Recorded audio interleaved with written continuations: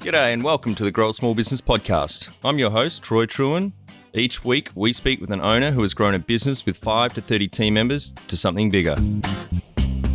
Diving into their numbers and unearthing the pain they've experienced, we explore what they did to overcome each barrier and what they would do differently from day one. Let's get into it. Welcome, everyone. Today I'm interviewing Bob Wiesner from Artemis Partnership, based in New Jersey, United States. Thanks for your time today, Bob. It's my pleasure, Troy. Thanks for having me. We finally got there, me tripping over not only your company name, but your last name as well. So hopefully our Super too. That's daily double. Yeah. The only thing I get nervous about on these podcasts is people's names. Let's start with how we know each other. So Shannon from Smith Publicity reached out and thought you'd be a good guest to come on, particularly with the book you've recently written. So it'd be great in a minute for you to tell us a bit about that. Mm-hmm. So I'll be happy to. Maybe start with tell our audience a bit about your business, what it does and how it makes money, and then a bit about the book.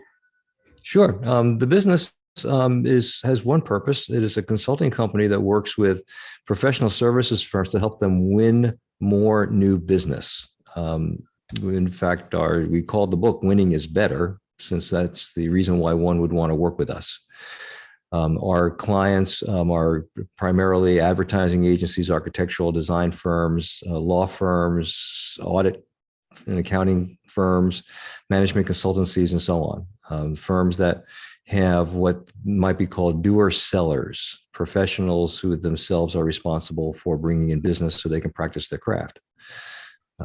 We've been successful in helping them win up to 75% of their bids, double or triple their prior win rates. So we're delighted with the clients we have, and we're delighted with the success that we're able to get for them. That's great, and a really much needed service, helping professional firms land more work. You'd think they'd be good at it, but obviously, unless that's their focus, they're not that good at it. You would be surprised, perhaps.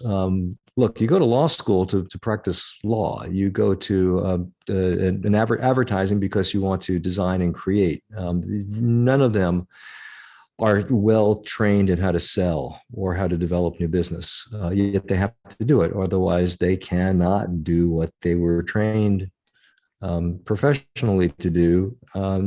Many of them think they know how to do it. They might learn from seniors or mentors who themselves think they know how to do it.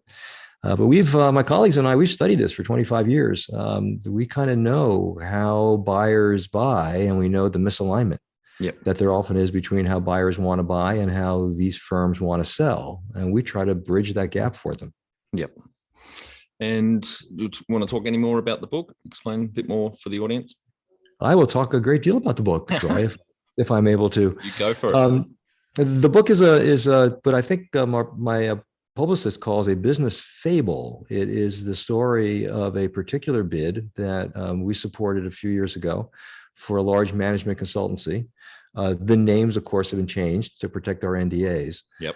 But in the course of talking about this particular bid, we're able to reveal for the readers some of our best practices, along with, perhaps more importantly, some of the obstacles that these firms place upon themselves in pursuing this business. There is a villain, there is an obstacle themselves that they have to learn how to overcome within their own organization in order to make the changes required.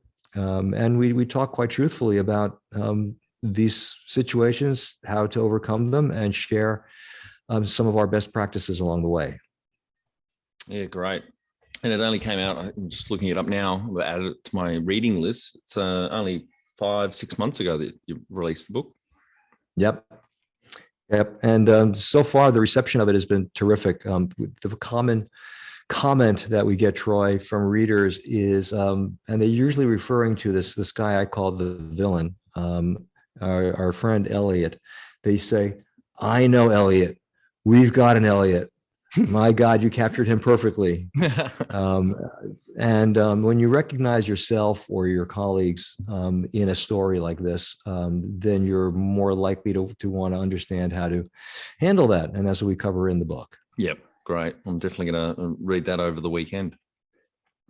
Sure. Let me know what you think of it. I will. I will. And tell the audience how you started out. Well, Artemis itself is a fairly new company. We started this with just horrendous timing in the fourth quarter of 2019. Yep. So I can talk very briefly about Artemis, but I think you're probably be more interested in the deeper history and how I got involved in this business. Yeah. In fact, why don't we start there in the interest of continuity?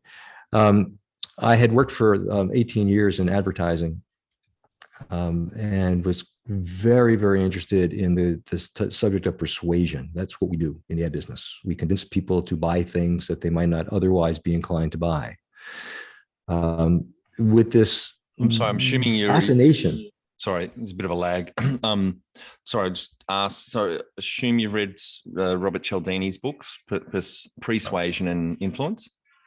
Very much a part of our own teaching is the Yep. importance of his 7 principles of influence. Yeah. And congratulations on pronouncing Cialdini correctly, because that's I've got what one anybody right. gets. Yeah, you did. All right, you're off to a good start. Yeah. Troy, the art of persuading millions of people to buy a brand of a breakfast cereal is one thing, but I wanted to see how is that play out on a one-to-one basis. If I were in a sales capacity or a business development capacity, how would I be persuading someone to purchase services from me versus someone else? I pondered that and decided I would just do that for a living. I quit my agency job, which was a very senior executive job, joined a small firm that was actually headquartered in Sydney. I became part of a very small US team.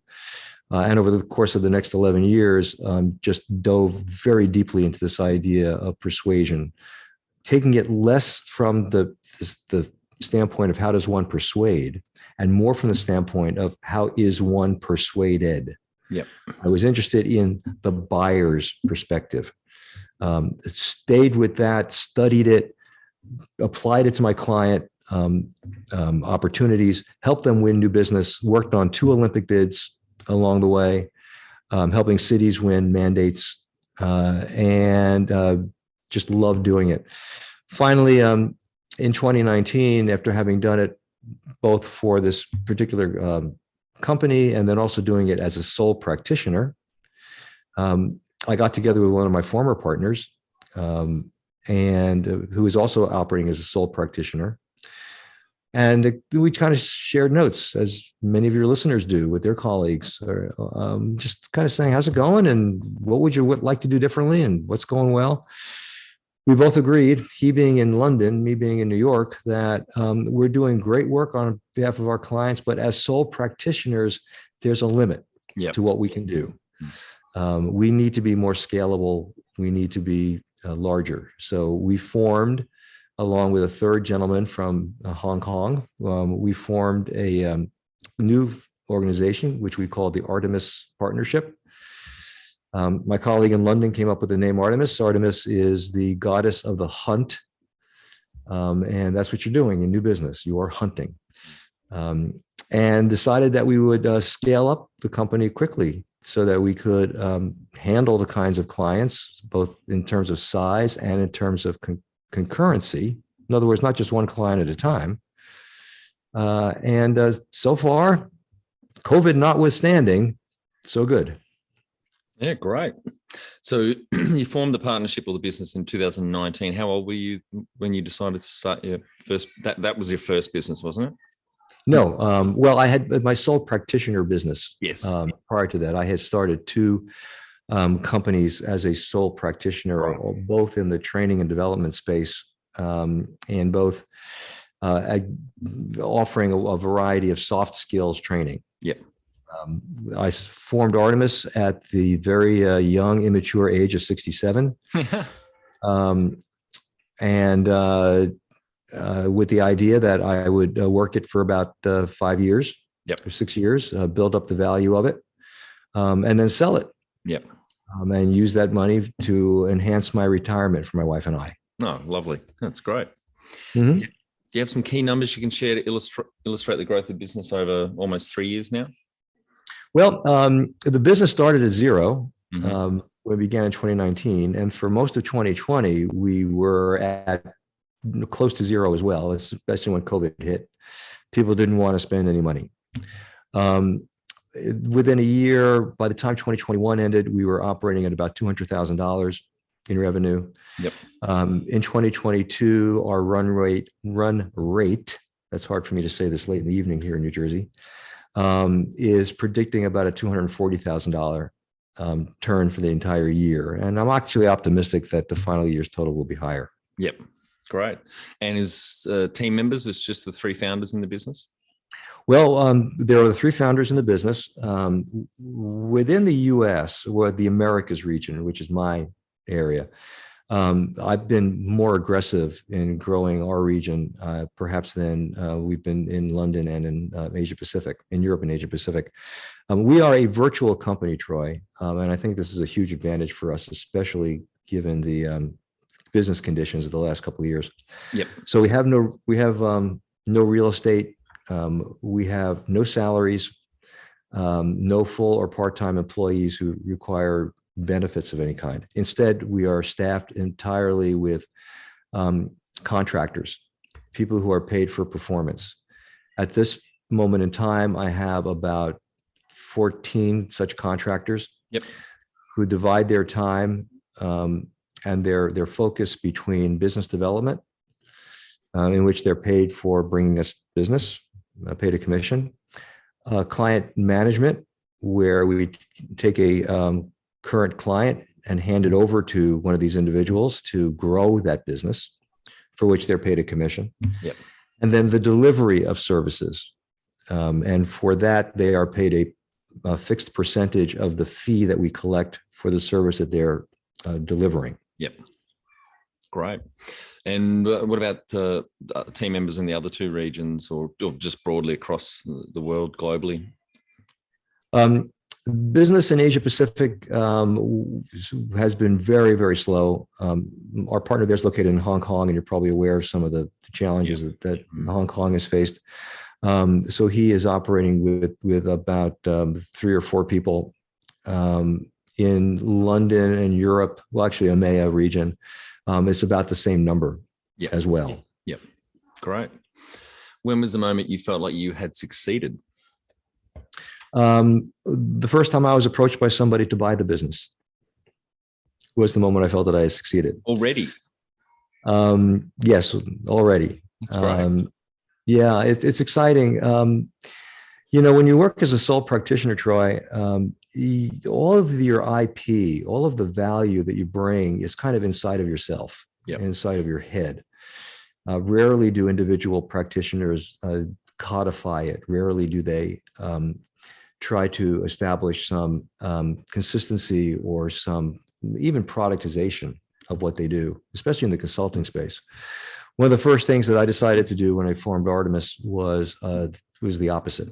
First of all, I didn't want it to be me. I wanted it to be a team of people. And secondly, I wanted all of our offerings, all of our solutions to be programmatic so that they can be written out, they can be duplicated, and they become a valuable asset of the company. Yep. Now that that's become clear, not just to our own people and to our clients, but also to prospective buyers, they see that Artemis is not only Bob, but Artemis is this collection of IP and assets that have really unique and identifiable value in the market.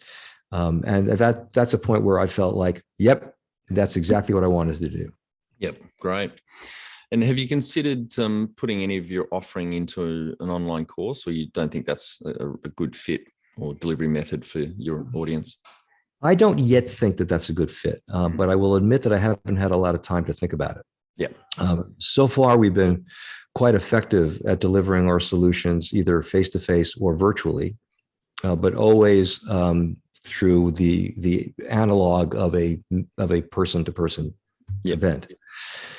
I have been toying with the idea of going online, but honestly, since nothing occurs to me immediately in terms of what I would do, and since I don't have time to think anything more about it than immediately, it's on the back burner.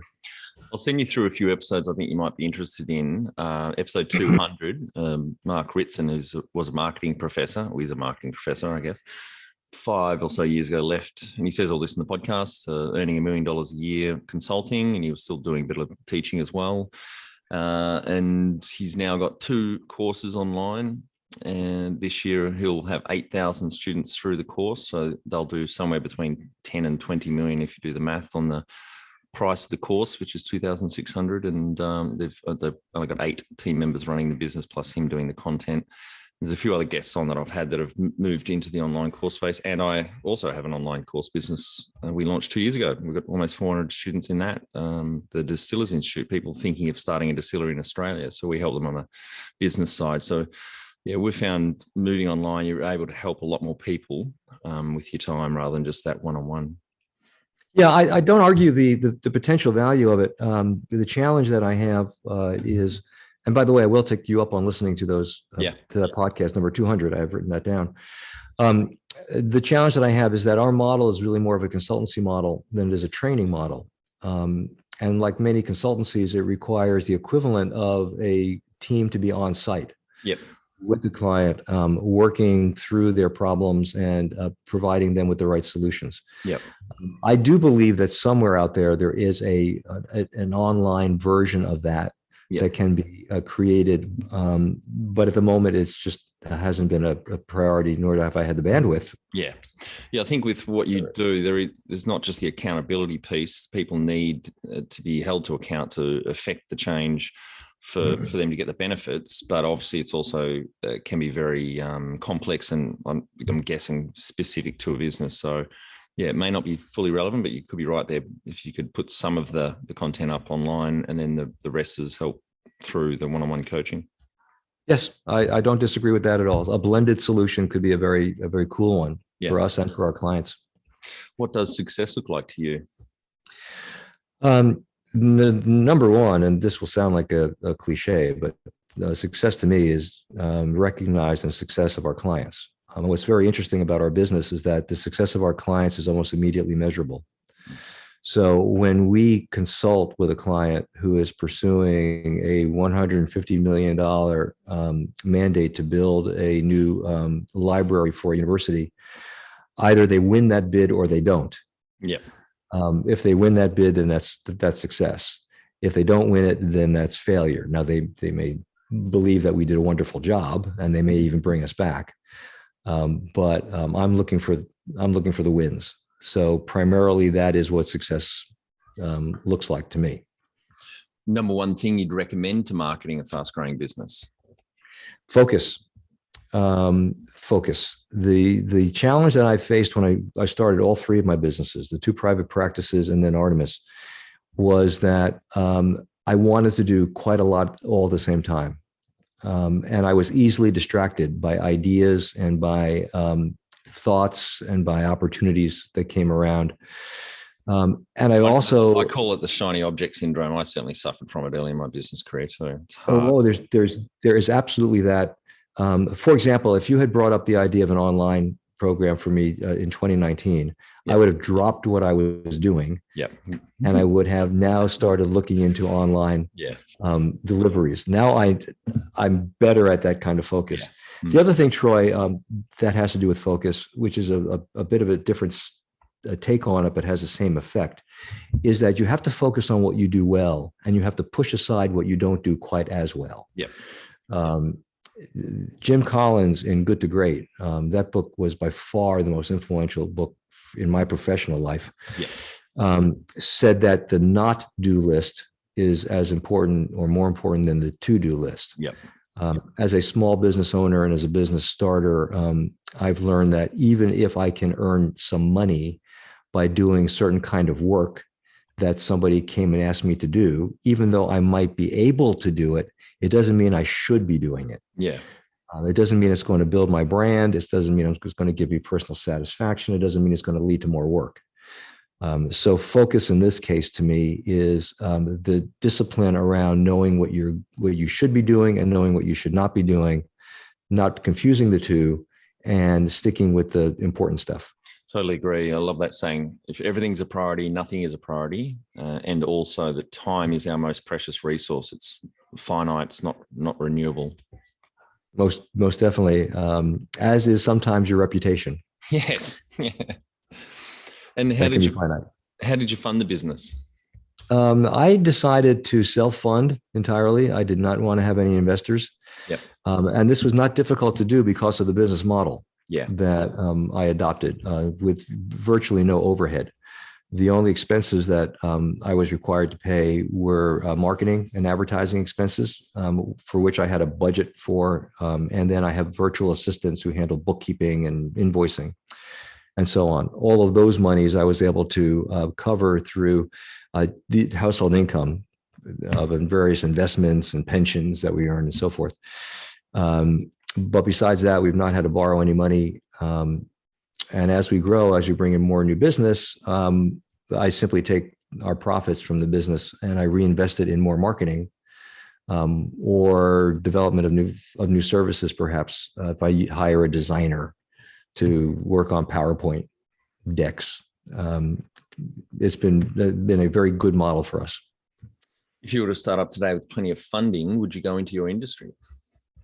I absolutely would. I would use the funding, though, to I wouldn't mind having more funding right now. What we need to do is create more awareness about the existence of the problem that we solve. And for that, I think investment would be useful. But in terms of the business model and the nature of the solutions and the pricing that we ask for, I think while we're learning, I think we're in a good relative space right now. Can you outline the most stressful point in your small business growth journey so our audience can learn from it?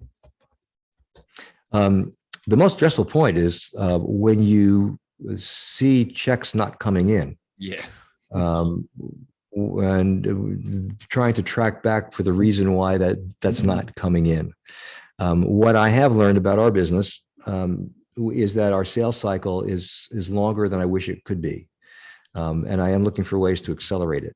But as a long sales cycle, I have to have patience and I have to stick to my guns, practice what I preach about maintaining client relationships and providing value through every touch point that we conduct, because the business is there and the business will come.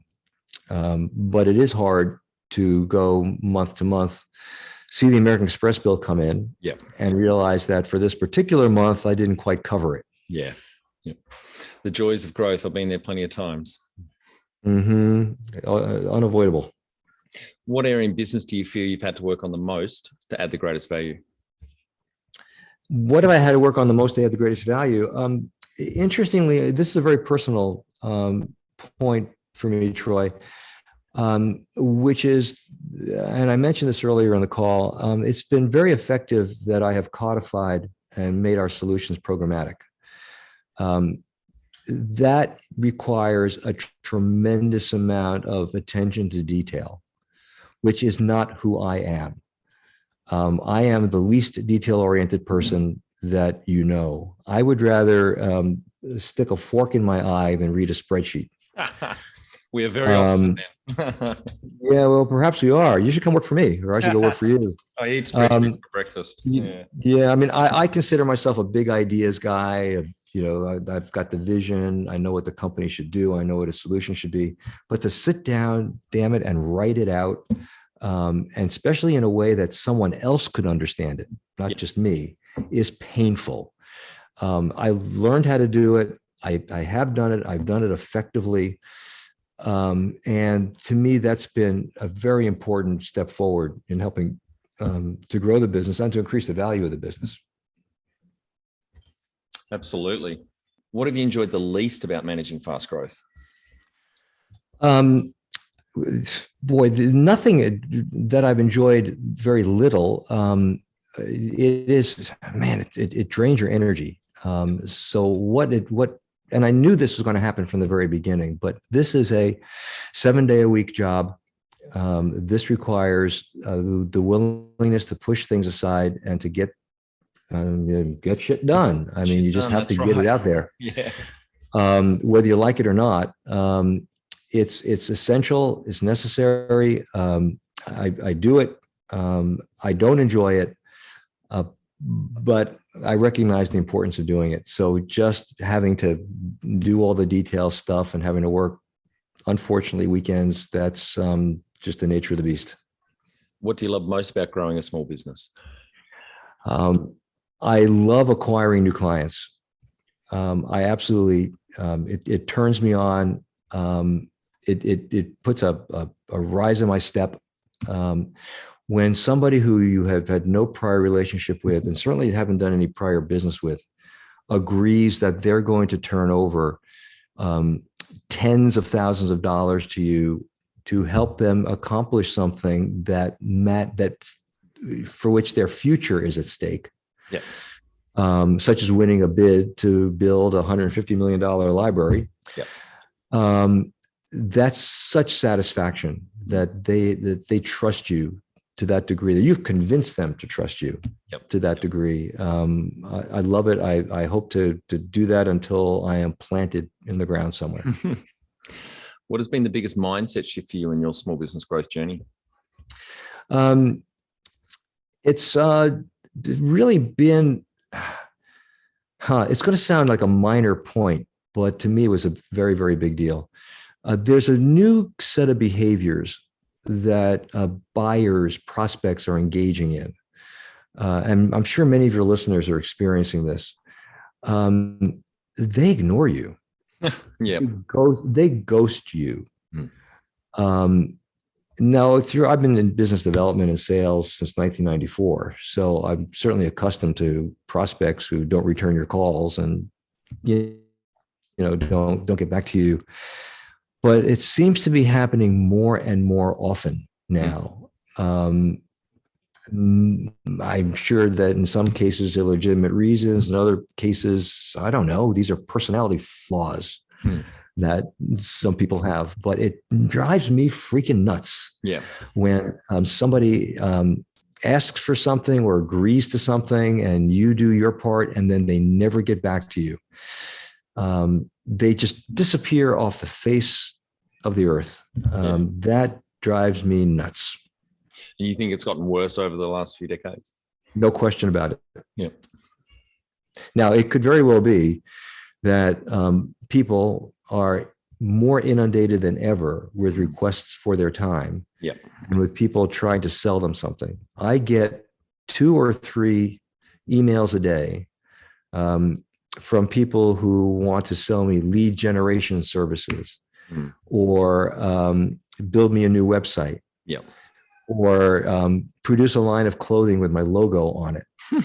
Yep. At some point in time, maybe I'll want that. But these are cold, unsolicited emails. And of course, I just don't get back to them. And they probably feel the same way about me that I feel about their prospects. Now, the difference here is that I didn't ask for it. Yes. But nevertheless, this clutters up my inbox like everybody else's inbox is being cluttered. And that certainly slows down my rate of reply to people. But it's definitely worse since the pandemic started. Yep. Yeah. What is the number one habit you think a small business owner needs to develop and maintain? Schedule. Yep. Or should I say schedule? I have developed a schedule for myself. I begin calls at 10 a.m. Monday through Friday. I reserve the mornings, and I'm an early riser. I'm up either 5:30 or 6, but I reserve the mornings for exercise and to get to my desk and clean up emails or just start working on things that I need to work on. I try to shut down every evening between 6 p.m. and 7 p.m. With the knowledge that I have the next morning available to me to pick it up and finish it if I haven't finished it. Yep. I also have the discipline, as I said earlier, regretfully, to apply myself on the weekends if I need to. Yep. But for me, working a small business, Troy, could be a 24/7. condition. To me, it's a 7 condition, but not 24/7. Yep. It's more like about 9/7. Yes. And that has provided me with some balance, some relief. Yep. Be the change you want to see in your business. Become more productive and less stressed with our free Transform Your Performance online course. Once you see the benefits, put your entire team through the course at no cost. We start out by telling you the secret to guaranteed success. Then over 100 lessons help you be more focused, present, productive, and feel more in control about work. growasmallbusiness.com. Can you talk to how you've added people to the team, some wins, mistakes, and advice for those listening? I'm sorry, I was, am I repeating that? Sorry. Can you talk to how you've added people to the team, some wins, mistakes, and advice for those listening? I add people to the team through referrals. The original team that was put together, and unlike many of your small businesses, I started with a dozen people. Yep. I didn't want to launch Artemis unless I already had a scalable team to work with. The original team was all people that I had worked with before. And it was a good idea, except some of them weren't capable or weren't interested in doing what I needed them to do. They were quite successful at doing what they had done when I had worked with them. Yep. But Artemis was a very, very, very different beast.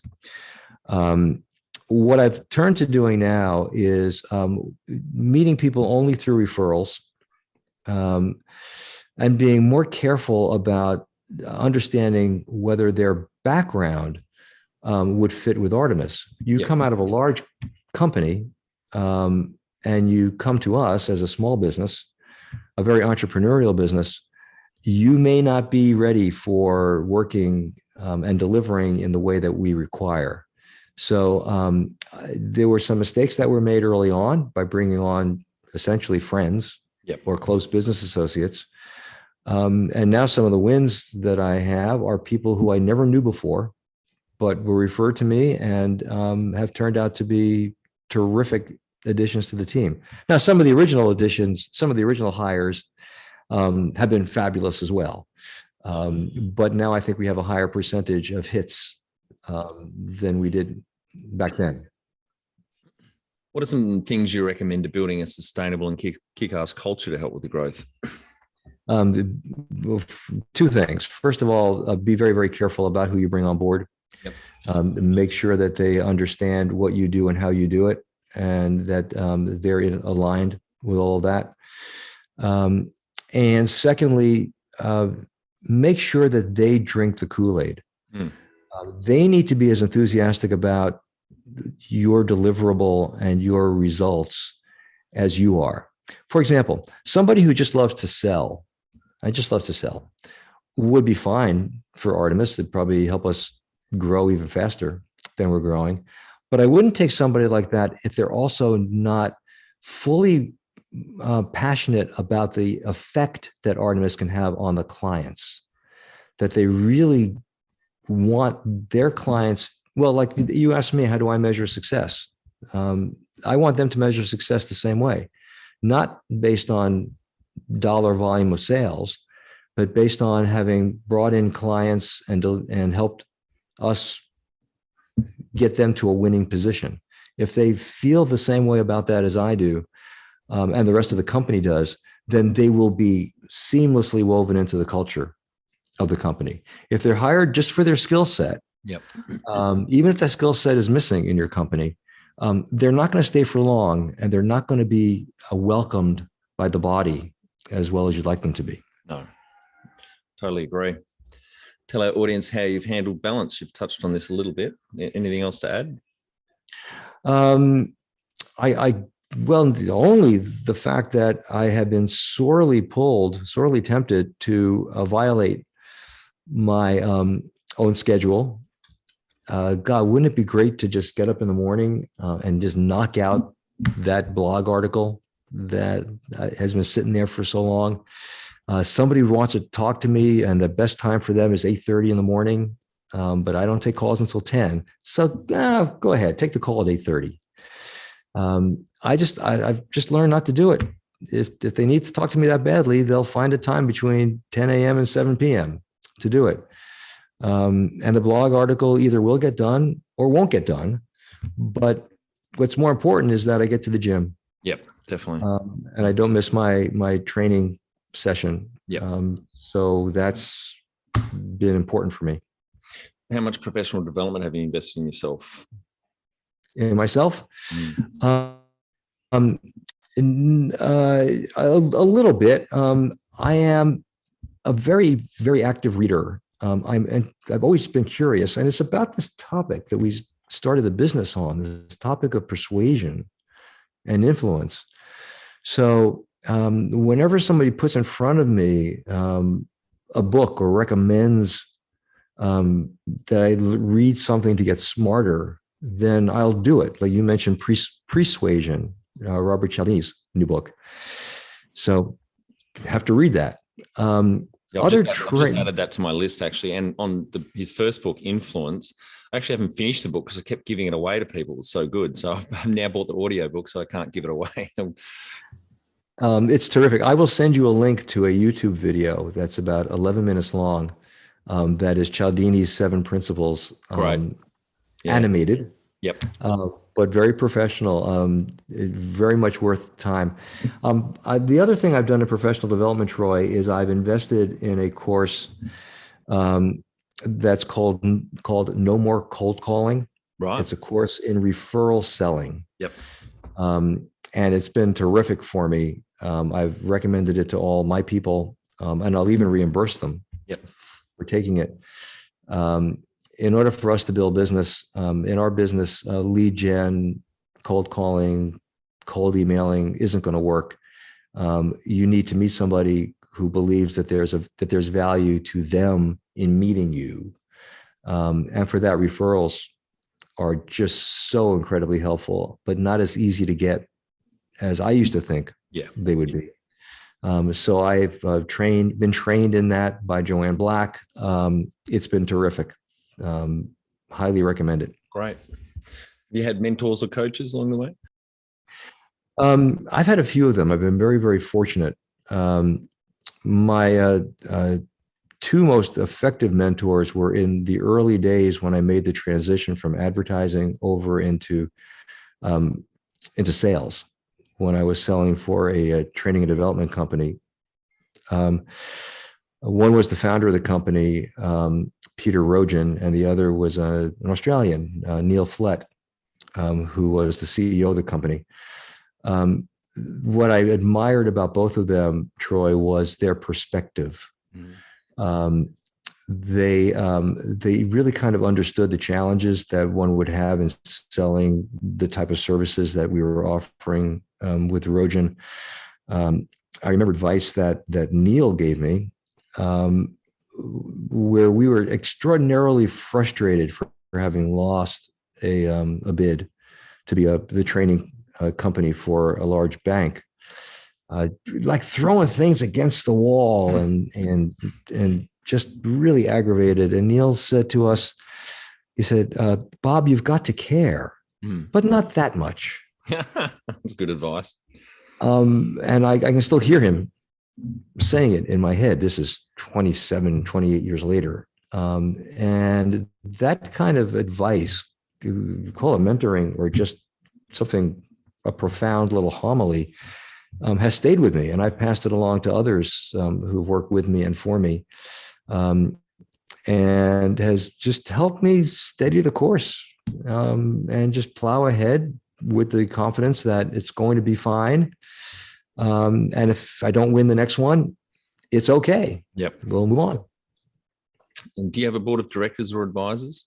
Yes, I do. So it's just 3 of you, or you got any independents on the board? There are 2 people on the board who are also involved in the company actively. And there are 2 people on the board who are, you'd call them independent advisors. Yeah. One of whom I've known for many years, and the 4th is someone I'd never met before, but I was really impressed with the perspective she could bring as an outsider. Yep. So they've been valuable. Yep. How often do you meet, and do you have a chair of that board? I chair the board, which may or may not be a good idea. Yep. We meet 3 or 4 times a year, Great. depending on the schedules. All right, Bob, we're on to our final 5 questions. What do you think is the hardest thing in growing a small business? The hardest thing is patience, fortitude, and focus. It's easy to lack any of those. And if you don't have patience, don't have intestinal fortitude, and don't have focus, you will, you'll hate the experience. Yes. And you won't be successful. Yeah. Favorite business book, which has helped you the most? Would it be Good to Great? Good to Great would be from the old days, without question. A slightly more recent book, which is from the early 2000s, is a book called Mindset. Mm-hmm. The New Psychology of Success by Carol Dweck. Fabulous, eye-opening, could be life-altering, depending on where you're coming from. I highly recommend it. And that her description of the difference and the importance of having a growth mindset versus a fixed mindset can easily be applied to small businesses for facing the challenges involved in growth. Yep. Thanks, Bob. I haven't come across that one before. I've just put it on my list, though. That sounds like a really good one. Yeah, excellent. Any great podcasts or online learning tools you use for your own professional development? I love a podcast from the University of Texas. It's called Two Guys on Your Head. Right. They are 2 psychologists who, and it's a 7 or 8 minute podcast, and they will just talk about why we do what we do, the importance of social contact, why we get frustrated. They do podcasts on why you're distracted. Yep. What's the value of emotion? I mean, they've done hundreds of them. A very quick, easy listen. Strongly recommend Two Guys on Your Head as a podcast for people who just want to understand human behavior. I've just added that to my list right now. That sounds like a great one, especially vignettes, like 7 or 8 minutes long. That's good. Yep. I would also recommend a podcast called No Stupid Questions. Mm-hmm. Angela Duckworth, who wrote the book Grit. Yep. Which may be on many of your bookshelves, and Stephen Duckworth from Freakonomics have a 30-minute conversation. It's published in the U.S. here on every Sunday, and they just talk about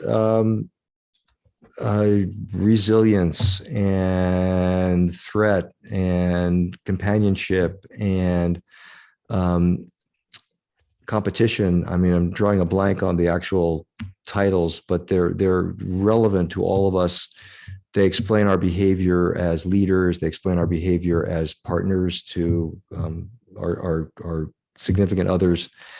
They're easy to listen to, not pedantic, not don't talk down to you. Really, and also a longer listen than the first one, but very, very useful. Great. One tool you'd recommend to help grow a small business? A small business is going to resent this tool, but it's called Salesforce. It's a good CRM, isn't it? It's very powerful, but it can be overwhelming as well. It can be overwhelming. It can be powerful. But look, if you want to be if you want to be a great car driver, you got to get yourself a Ferrari and learn how to drive that. You got to get behind the wheel of a powerful vehicle and learn to control it. And suddenly you are a better driver, even in your Chevrolet. Yep. Salesforce costs $5,000-$6,000. It is way more robust than most small businesses are going to need. However, when you do master it, it gives you information that is so easy to get, so useful, allows you to stay in touch with people so effectively. It blends seamlessly with your Outlook. if you use that tool, it's, it is the gold standard of CRMs. If you don't want to go that crazy, get yourself another one.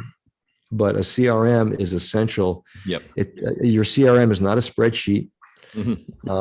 and it's not a collection of digital or analog index cards. Get yourself a good CRM, and if you've got the guts and the time and the money, go for Salesforce. Finally, my favorite question: what would you tell yourself on day one of starting out? What would I tell myself on day one of starting out? Yeah. It's going to work, but not as quickly as you think. Yep. Great advice. I wish I had given that to myself on day one as well. Yeah. Got to have patience, confidence and patience. And the fact that it doesn't work immediately doesn't mean that it's not going to work eventually. Yep. That's right. Thanks very much for your time today, Bob. Really appreciate it. I'm sure the audience get a lot of value out of what you shared with us. And I think we might check in a couple of years and see where you're at on the growth path. Well, thank you, Troy. I enjoyed it. This is great. That's it. Thanks for listening. Please leave a review in iTunes or whatever platform you listen to us on.